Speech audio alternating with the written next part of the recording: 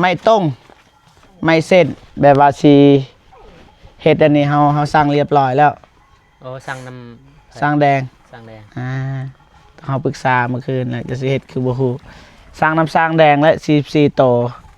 ให้เวลาอ้ายเพิ่น2วันหรือว่า3วันเพิ่นสิเฮ็ดให้บ่บ่แบบเฮาต้องการใหม่นำเพิ่นนะ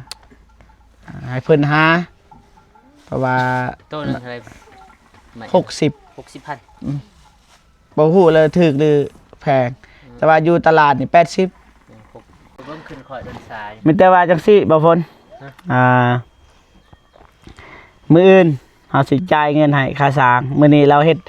ให้มันสำเร็จมื้อนี้แล้วก็เพราะว่าเฮาต้องเช็คให้ละเอียดว่ามันหัวบ่อนใดนะมื้ออื่นจังจ่ายเงินแม่นบ่แบบนั้นบ่เพราะว่าถ้าบ่อนใดบ่ละเอียดให้อ้ายเพิ่นแป้งหั่นนะคันสิจ่ายก็มาเช็คเลยแล้วก็หมอเลยแม่นเช็คบอลที่ว่ามันคันเฮาสิให้เงินเลยมันก็ยานว่านี่นะเผื่อไว้เนาะเพื่อไว้ยานมันบ่งามหรือว่าบ่ใดมันบ่คักทำพ่อน้องฮานแล้วก็ครอบครัวน้องฮานว่าพอใจบ่คันบ่พอใจบ่ใดแปลงแบบนั้นนะบ่ขอบใจผู้ใหญ่ใจบุญทุกท่านแล้วก็ FC ทุกท่านที่เข้ามาเบิ่งมาชมแต่ตอนฮอดในมื้อนี้ก็ขอให้อยู่ดีมีแรงความเจ็บบ่ได้ความไข้บ่มีก็ขอให้มีให้ร่ำให้รวยแฮงๆปังๆตลอดปีตลอดชาตินอนหลับให้ได้เงินหมื่นนอนตื่นให้ได้เงินแสน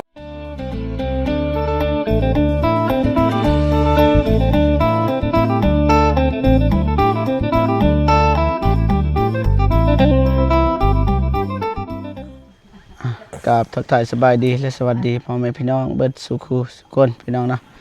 บ่ว่าอยู่ในลาวไทยหรือว่าต่างประเทศเนาะก็ยินดีต้อนรับเข้าสู่ช่องบ่าวจิ๊บ Channel คือเก่าพี่น้องเนาะในคักลายเนาะบ่าวฝนกับบ่าวฝนก็นั่งยืนทางล่างพี่น้องเนาะประมาณนี้เดินทางมา2คนพี่น้องเนาะมาบ้านน้องหานคือเก่าพี่น้องเนาะเบิ่งเอาทางนี้ก็มุงเรียบร้อยแน่โอ้โหงามหรือบ่พี่น้องเนาะน้องหานก็ยืนท่าแล้วพี่น้อง สบายดีเด้อโดยสบายดีเด้อเบาเจ็บโดยสบายดีพ่อแม่ผู้ใหญ่ใจบุญทุกท่านและก็ FC ทุกท่านไม่ว่าอยู่ในลาวและไทยและต่างประเทศก็ขอสวัสดีสบายดีเมิดสุขุสุคนเด้อไอ้สร้างเพิ่นไปใส่มากินข้าวโดยน้องหานบ่ได้เลี้ยงบ่ เลี้ยงอยู่แต่ว่ามือเฮือนพี่น้องเรื่องนี้ก็แล้วแหละนี่ก็บันไดแล้วน้องหานขึ้นใต้ขึ้นไปพอดีบ่าวฝนสบายดีเด้อมาทางนี้มาโอ้ยืนทางนี้ได้กับน้องหาน ไม่ต้งไม่เส้นแบบว่าสีเฮ็ดอันนี้เฮาสั่งเรียบร้อยแล้วโอ้สั่งสั่งแดงเฮาปรึกษาเมื่อคืนน่ะจะสิเฮ็ดคือบ่ฮู้สั่งน้ำสั่งแดงและ44โตให้เวลาอ้ายเพิ่น2วันหรือว่า3วันเพิ่นสิเฮ็ดให้บ่บ่แบบเฮาต้องการใหม่นำเพิ่นนะให้เพิ่นหาเพราะว่าโตนึงเท่าไหร่60,000บ่ฮู้เลยถูกหรือแพงแต่ว่าอยู่ตลาดนี่80เฮาเคยซื้อสิว่าแพงบ่4ล้านปลายบ่เท่าใดมันถูกบ่ทันว่าบ่ฮอดติ4ล้าน6424เด้อ2ล้านปลายเพียน4จุด1พอดี44บ่แม่642442โอ้2ล้านปลาย2-3 ล้านนี่แหละทางนี้ก็แล้วแหละแต่ว่าไอ้สร้างเพิ่นรอทางทีมงานเฮาจังอย่านี่ทางนี้ยังบ่ได้ใส่นี่บ่เห็นซักมืดตึ๊บเฮาก็มาสาหารถเด้แล้วก็บานประตูกับปงกบได้ทำเรียบร้อยแล้วพี่น้องฮู้อยู่บ่ราคาเบิ่งสมุดเอานะจดไว้ในสมุดเนาะบานประตูกับวงกบประตูน้อย ปองเอี่ยมหรือว่าหน้าต่างกับประตูใหญ่นะประตูทางเข้ามีสองห้องนอนหนึ่งแล้วก็ทางเข้าหนึ่งของเอียมีซีบ่ มีสี่ว่าใส่3บ่หรือใส่4 1 2 3น่าจะซี4 หรือว่าใส่ถั่วนี่เลย บ่ได้บ่งามไม่เกินขนาดอันนี้มันยังเบิ่งเฮาใส่1ทางนั้น2ทางนี้3ทางนี้นี่ทางล่างนี่เฮาใส่บ่เบื้องนั้น เบื้องไหน เบื้องนั้น ใส่ เบื้องนั้น1ทางนี้อีกทางนี้1 1 2 3 ในห้องหนึ่ง ในห้องในห้อง ในห้อง1 1ในห้องสิใส่2 3 4 แต่ว่าวงกบ1อันมี2บ้านใส่อยู่หั่น ประตู2 อ่า บาน ประตู2ขึ้นมา2หยัง 2 บานนั่นแหละ2 บาน 2 ตาบ่ครับ 2ตาประมาณนั้นแหละมื้อนี้ก็เปลี่ยนรถใหม่บ่ฝน รถเก่าร ถเก่าแต่ว่าคันใหม่ตอนนั้นขี่คันสีขาวเด้ เคยขี่คือกัน นี่สีเทา เคยขี่อันนี้4 ปอนด์ สีปอนด์ สีปอนด์ สีเทาก็ต่างอันนี้สีปอนด์ เท่า นี่ ก็เจ็บ งามได้นี่สบายดีเด้อสบายดี จะเป็นรถกูไม่ได้เล่นหรอก มันนะกับบ่แม่นก็ฮู้อยู่บ่แม่นรถเบาฝนนะก็ฮู้กันอยู่รถพี่อ้ายพี่น้องแต่ว่าเฮาก็ยืมแต่ว่าบ่ได้เติมน้ำมันมื้อนี้ เบิดกระจุงเนาะ จูงบ่ เบิดเจ็บจุงนี่ เคินว่ารถระดับอันนี้จูงบ่ว่าแม่นรถมอเตอร์ไซค์เด้ บ่จุงเลย อันนี้นี่ยู่สุ สุ ก กก็บ่ได้เป็นผู้เดียว จูงยังแล้วอ่า อยู่เบิ่งขึ้นข่อยเดินสาย มีแต่ว่าจังซี่บ่ฝน ฮะ มื้ออื่นเฮาสิจ่ายเงินให้ค่าสร้างมื้อนี้เราเฮ็ดให้มันสำเร็จมื้อนี้แล้วก็เพราะว่าเฮาต้องเช็คให้ละเอียดว่ามันหัวบ่อนใดนะมื้ออื่นจังจ่ายเงิน แม่ แม่นบ่ แม่ แบบนั้นบ่ โดดมื้ออื่น เพราะว่าถ้าบ่อนใดบ่ละเอียดให้อ้ายเพิ่นแป้งหั่นนะคันสิจ่าย ก็มาเช็คเลยแล้วก็หมอบ แม่ เลย แม่น มาเช็คบอลที่ว่ามัน คัน ละเอียดบ่ คันเฮาสิให้เงินเลยมันก็ยานว่านี่นะ เพื่อไว้เนาะ เพื่อไว้ยานมันบ่งามหรือว่าบ่ได้มันบ่คักทำพ่อน้องฮานแล้วก็ครอบครัวน้องฮานว่าพอใจบ่คันบ่พอใจบ่ใดแปลง แบบนั้นน่ะนะบ่แม่นว่าเฮาแข่งกันนะครับก็ เฮาก็เฮ็ดตามหน้าที่ไปซั่นซะเนาะ แม่ บ่แม่นเฮาอยู่เด้อบ่ฝน เฮาสิเฮ็ดแนวใดเฮารับการมอบหมายแล้วก็ไว้วางใจหั้นนะบ่ว่าครัวบ่ตอนฝนตก กลัวบ่นำเหยาะอยู่บ่ ย่ออยู่ โอ้ กลาง ตัวนั้นบ่เว้าตัวนั้น ตัวนั้น แต่อยู่นี่บ่ เข้า เป็ บ่ น ทัน หยัง ลบมัน เข้าบ่ทันลบนี่ยังอยู่สีฟ้าพี่น้องนี่บ่ทันใส่มันก็โอ้ว่าบาปไปเลยพี่น้องเอ้ยมันก็หัวแล้วนี่นี่เห็นขาวๆนี่ อยู่นี่บ่เป็นหยัง นี่ ยามคนก็ขึ้นไปอยู่ ยามฝนก็ขึ้นไปนั่งอยู่หั่นแหละ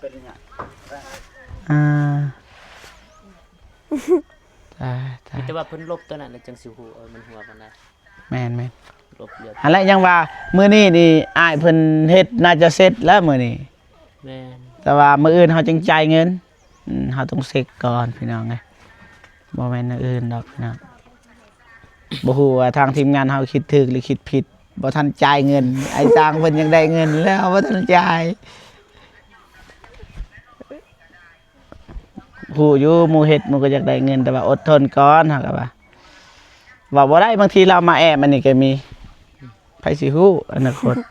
บางทีเรามาซอยนะว่าอ้ายเพิ่นก็มีเวียกเดี๋ยวยังซองหลังเหือนบ่ทันแล้วงามบ่น้องหาน งาม หลังคาบ้านน้องหานกับน้องสาลีนี่คิดว่าหลังใดครับตามที่น้องคิด ตามเจ้าคิดนั่นน่ะสาย ตา ตาม เจ้าเป็น ตามที่น้องคิดน่ะอันใดงามนี่สีฟ้ากับสีหยังเขินตับหมู แม่นสิตับหมู งามสีฟ้า เอาสีฟ้า โดย แล้วแต่ผู้มักเนาะ แม่ สี งามสี ฟ้า ฟ้า สดใส แม่นคันเพิ่นว่านี่สีตับหมูนี่มางออก ไปอยู่กับน้องสลี ให้น้องไปซื้อเอง เออกับสีส้มพี่น้องนี่แปลกคู่แปลกตาพี่น้องมันบ่อยากเห็นนะสีฟ้านี่เฮาบ่เห็นนะเจ็บตานี่ โอ้อยู่ไกลๆคนดูคุณ คันอยู่ใกล้ๆเพิ่นจังเห็นมันเหลื่อมเนาะ เบิ่งไปเบิ่งมาก็ใหญ่ขึ้นเลยเฮือนนี่ก็ได้เดี๋ยวสิเฮ็ดบันไดทางนี้อีกบาดซื้อสังกะสีมาใช้ซื้อเองเด้อทำงานเด้ เด้อ ตัวใด เอาบันไดได้ลงหลุมเด้ ได้มันเหลื่อม ฮะ เรือ ตัวนี้ เรือป่ะ เรือ ตัวนี้เพิ่นเอามาใส่ โอ้แม่นและคักพอดีเลย พอดีเลยสัตว์เนาะ เด้อ นี่ พอดี ปัดโทสังกะสีเรือเท่าไหร่ ใส่ ตัวสั้นทั้งสี่บ่ นี่ตัวยาวตัวยาว ตัวสั้น หนึ่ง เลือด สี่ตัวยาวนี่สี่ พอดีเลยคิดว่า ไปซื้อมา คิดว่าสิซื้อใหม่บ่แม่นเนาะดีแล้ว ดีเลยมันเรือ มันเรือดีกว่าบ่พอ เรียบร้อยแล้ว ฮะ เธอสร้างเพิ่นก็คิดเพื่อนะตอนนั้น นี่ทางนี้พี่น้องนี่มานี่บ่ฝนอธิบายเบิ่งนี่ ทางใดบัดนี้ลงทางนี้นี่ เพิ่นเฮ็ดแน่นี่บ่เลือดไปพุ่นแล้วเนาะ บ่มันสิถึงเขื่อนนี้ บ่ใส่หลังคาเลยบ่เฮ็ดแนวอันนี้เนาะคันเฮ็ดไปสิขี้ลายอีกต้องเฮ็ดในนี้ มันอีก แม่น ขัดอีกก็อันนี้มันลงมานี่เนาะ พอดี แล้วก็มานี่อีก พอดีใส่เงาะใส่เฮือนพอเฒ่าเลยพอเฒ่าก็โตงเอาน้ำ โอ้บ่ได้บ่เฮาก็เฮ็ดคืออันนั้นเด้ทอเด้เฮ็ดทอใส่มันจึงบ่เหี่ยพูนใส่ทางหลังเฮ็ด กระฟุย กระฟุยอีกงามแห้งงามเลยสัตว์ ในนี่ขลั่นอีกเลยลงไปในนี่อีก ขัดอีกเนาะโอเคได้แล้วงามแล้วคิดว่ามันบ่พอที่แท้มันเหลือก็พอดีแล้วทางนี้ก็จะหน่อยใส่เฮาซื้อได้เด้นี่บ่พ้นซื้อเท่าไหร่นี่ นี่บ่ เฮาตัดเรียบร้อย 200,000 อันหนึ่ง100,000แม่นบ่100,000 บ่4เมตรต่อแสนนึงแต่ตัวนี้มัน8เมตรเด้รวมเบิดนี่8เมตร ก็แม่นแบบเฮาตอนเฮาซื้อนะก็200,000รวมตัวนี้แม่นบ่8เม็ดเม็ดหนึง 25,000 5,000พี่น้องแต่ว่าก่อนหน้านั้นเนี่ยเฮาซื้อนี่เบิด300,000 แม่ จากเม็ด ตอนนั้นบ่12เมตร 12เม็ดแม่นน่ะเพราะว่าเฮาก็ซื้อเพิ่มตัวนี้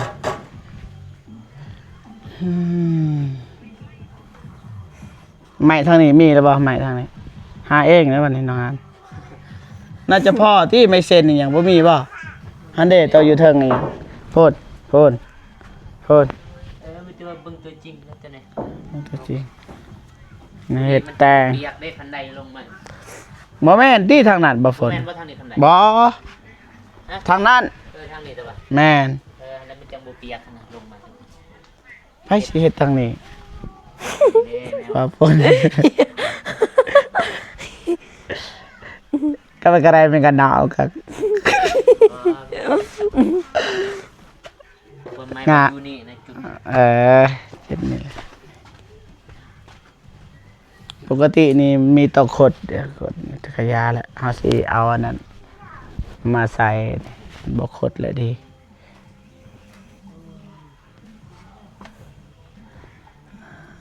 บัดนี้ย่อเตียงบัดนี้ย่อเตียงอยู่นี่บัดนี้เข้าไปอยู่เข้าไปนั่งได้แต่ว่าบ่ฝน ได้ ลองเข้าเบิ่ง บางคนแมต80ก็ยังสิยืนได้ เม็ด80บ่ฝน แม่น80ลบซ่า เม็ด60อ๋อแสดงว่านี่เม็ดเท่าไหร่นี่50 50บ่50ป้ายบ่ประมาณนั้น 50ตายพอดีน้องห่าน 40 ต่ำอยู่บ่ ตาม ใส่ลองเบิ่งบอลเส้นนี่นะไม่เส้น อ นี่ ยู่นี่บ่ บ่ตาม บ่ต่ำนี่แล่นได้ก็บ่ต่ำคักแหละ มักสำได้วันนี้น้องหานเอ้ยจะนายสร้างคนก็มาเฮ็ดต่อมือตอนเช้าเฮาก็มาเซ็กบอนใดมันบ่งามให้สร้างเพิ่นแปลงพี่น้องนะกันเฮารู้สึกว่าร้อยแล้วยาบ่เป็นหยังแต่ว่าค่าไฟนี่ซ้ำซาสิแล้วนี่เฮาต้องยืมให้มันแล้วเลยค่าไฟนี่ยืมจนเฮือนมันแล้วพุ่นแหละแต่ว่าเฮาก็เสียให้อยู่ค่าไฟเนาะเฮาได้เว้าน่ะอันนั้นแหละ เฮือนน้องหานแล้วก่อน ก็มี ในคลิปก็มี ก็มีก็บ่ได้เถียง นั่นแหละไปเบิ่งคลิปเบาฝนก็ได้เบาฝนถ่าย ได้ยังกินวันนี้น้องฮาน พักตัวน้องซื้อเมื่อวาน อ่าดีแล้วมีเงินซื้อดีแล้ว โดยเก็บมาซื้อวัน เงินบ่เจ็บ ตัวน้องหานไปซื้อ รอว่าบ่เจ็บ รอ จักรอ หัวใจรอ ใจรออยู่ หน้าตา บ่ บ่ รอเบิด รอเบิดน้องฮานน้องฮานฮู้นี่บ่ฝนนี่ตาบ่ดี นี่ทางนั้นก็ FC แม่น้องฮานพอเท่าโอ้ยบ่ได้ใส่เกลือเนาะเดี๋ยวบ่เป็นหยังมันร้อนพี่น้องฝนตกแต่ว่าร้อนนี่คือกันพี่น้อง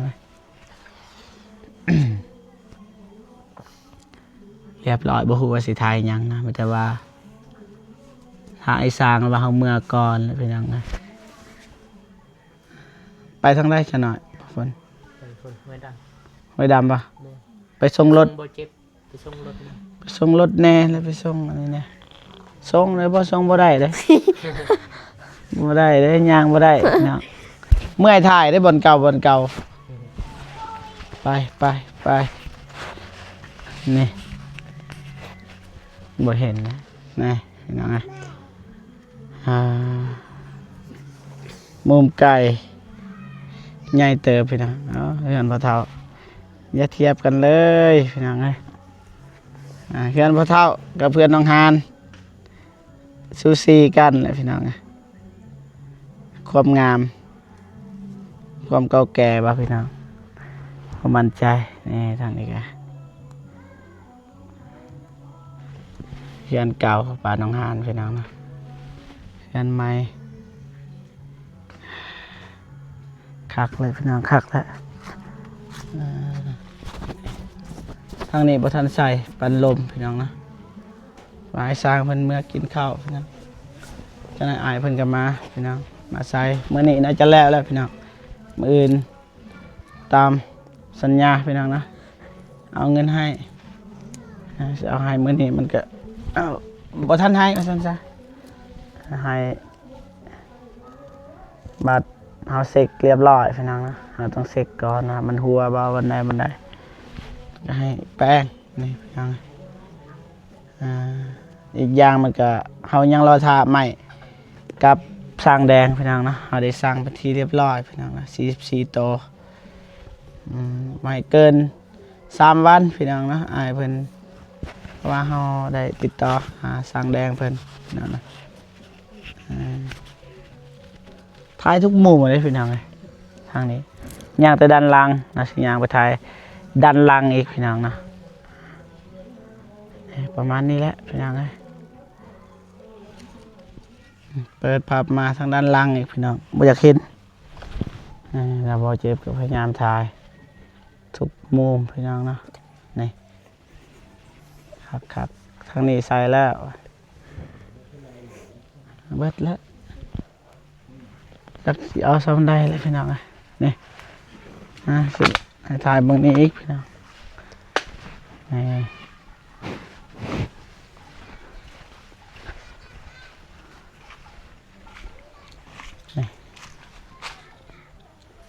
เปิดแล้วมันจะอยากถ่ายอยากเบิ่งมุมสูงพี่แหละบ่เจ็บสิขึ้นทางนี้แหละนี่แต่บ่เจ็บขึ้นกกไม้บ่ได้พี่น้องหด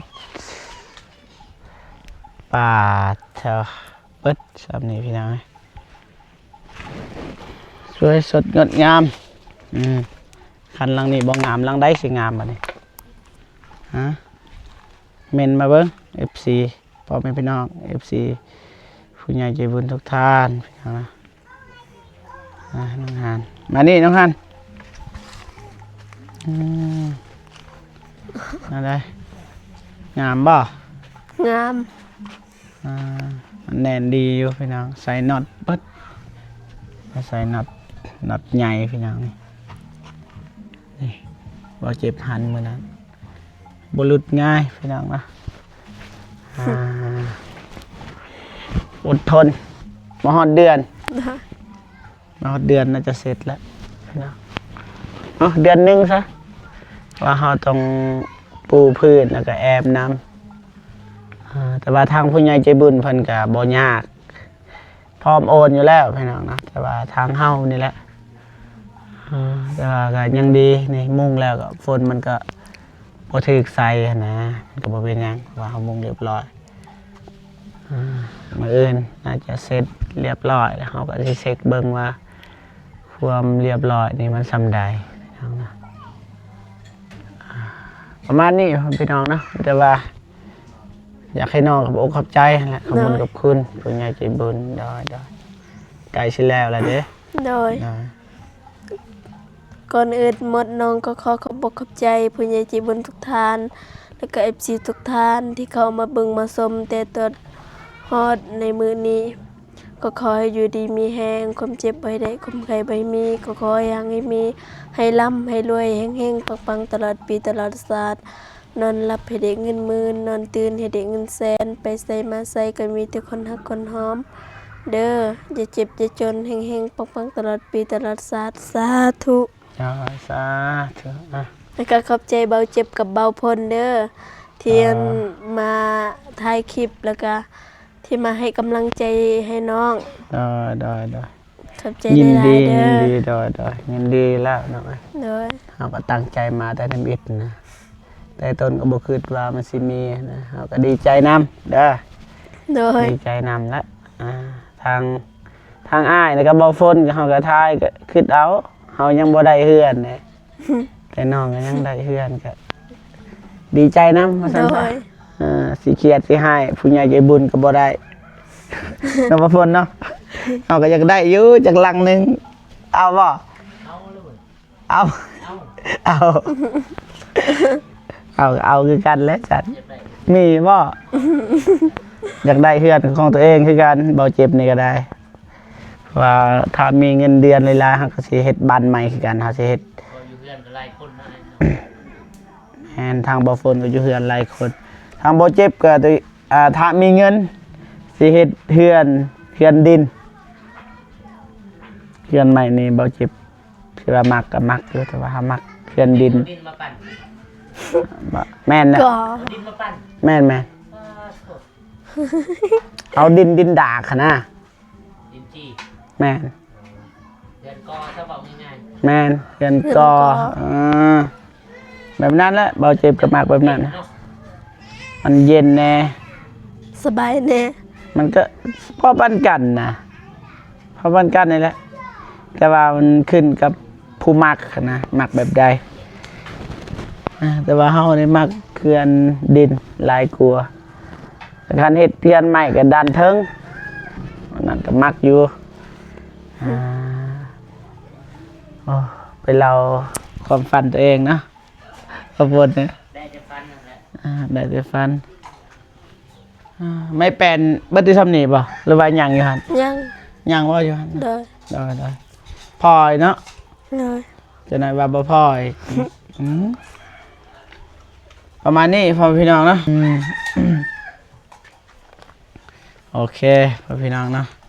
เบาเจ็บกับสิจบคลิปก่อนเนาะจังได้กาขบุญกับคุณผู้ใหญ่ใจบุญทุกท่านและFC ทุกท่านนะโดยเฉพาะกับผู้ใหญ่ใจบุญที่ให้เบาเจ็บแล้วก็ทีมงานเป็นสะพานบุญเนาะจังได้ก็ขอไว้ใส่พรให้แก่ผู้ใหญ่ใจบุญทุกท่านนะจงมีแต่ความสุขสุขภาพแข็งแรงขออายุมั่นคนยืนนะความเจ็บบ่ให้ได้ความไข้บ่มีปรารถนาสิ่งใดก็ขอให้ได้สิ่งนั้นเด้อนะสาธุเนาะโอเคเบาเจ็บก็สิจบคลิปก่อนเนาะพอๆกันคลิปหน้าสำหรับคลิปนี้ขอกล่าวคำว่าสบายดีเด้อพ่อแม่พี่น้อง FC ทุกท่านนะบ๊ายบายน้องหานไปใช่บ๊ายบายน้องหาน บายบาย เด้อเด้อบายบายจบแล้วพี่น้องเอ้ยพอๆกันอีพีหน้าว่าสิเป็นแนวใดพี่น้องเนาะบ๊ายบายเด้อ